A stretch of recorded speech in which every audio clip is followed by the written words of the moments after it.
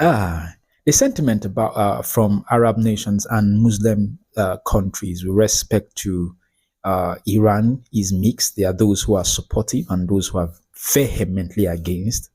Uh, but I don't think that even those who support Iran are supporting Iran because they don't understand that Iran is a threat. I think they are supporting Iran out of necessity because of the benefits they get. So, take for instance the Houthis in Yemen.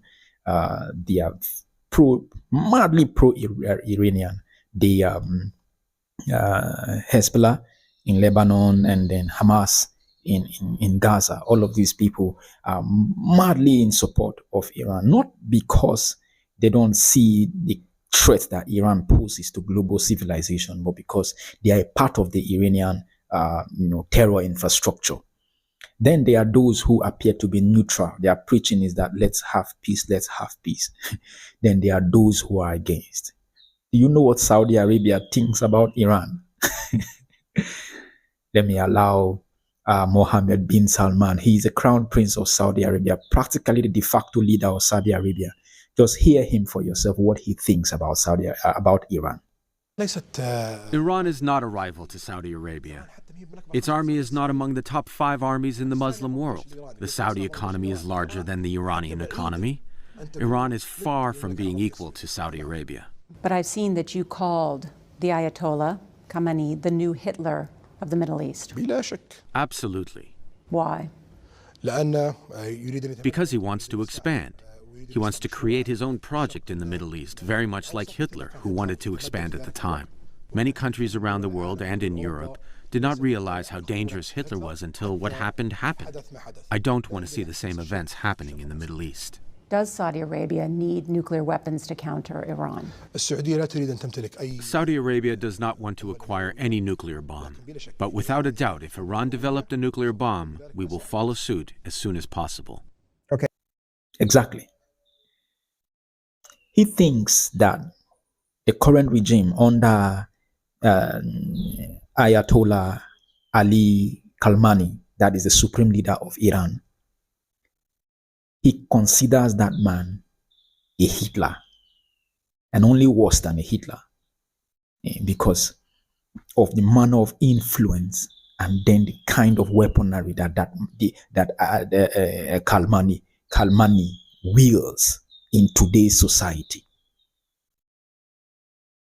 And people seem to understand, to forget very soon. We tend to have very, very short memories. When Hitler came out and was saying death to Israel, death to Israel, death to the Jews, people felt that it's one of those talks, it's one of those talks.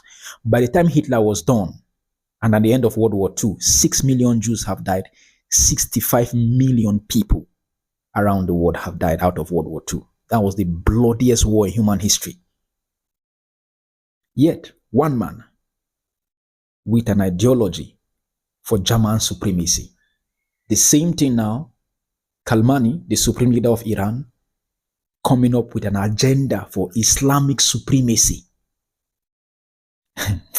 And you are thinking, and the thing worse than why he is worse than Hitler, and I agree with the crown prince of Saudi Arabia, is that Khamenei has proxies around the world, ideologically radicalized, ready to do his bidding.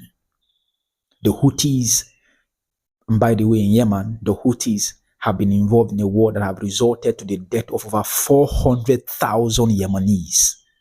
400,000 Yemenis have resulted to the displacement of over 4 million people in Yemen. Over 17 million are facing starvation in Yemen as a result of what Iran-backed Houthis are doing in Yemen. Then you have the humanitarian disaster in Gaza from Iran-backed Hamas. Then you have the humanitarian disaster in Lebanon from Iran-backed Hezbollah. And then you want Iran to now have nuclear weapons. You must be joking if you think that you are living in a world, you're going to live in a world where there is peace with Iran having nuclear weapons. You are a joker. So yeah, I think the sentiment is mixed between the Arab and between Muslim countries. with respect to what they're positioning with respect to Iran.